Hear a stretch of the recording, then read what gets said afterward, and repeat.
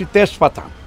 তেজপাতা হাজার বছর যাবৎ মানুষ শাকসবজি, ফলমূল, মাংস বিভিন্ন জিনিস পাক করতে মা পাকঘরে ব্যবহার করে, ভাবি পাকঘরে ব্যবহার করে।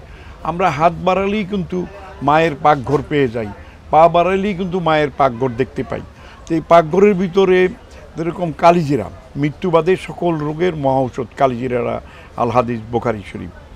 এই রাঁধুনি, আমরা অনেকেই রাঁধুনি ব্যবহার করি, কিন্তু রাঁধুনির আসল ঔষধি গুণটা অনেকেই জানেন না। এটা যে আমাদের স্টমাক প্রবলেমের জন্য, গ্যাস্ট্রিকের জন্য, আলসারের জন্য সারা পৃথিবীতে জৈন এবং রাঁধুনিটা অনেক বেশি ব্যবহার করা হয়।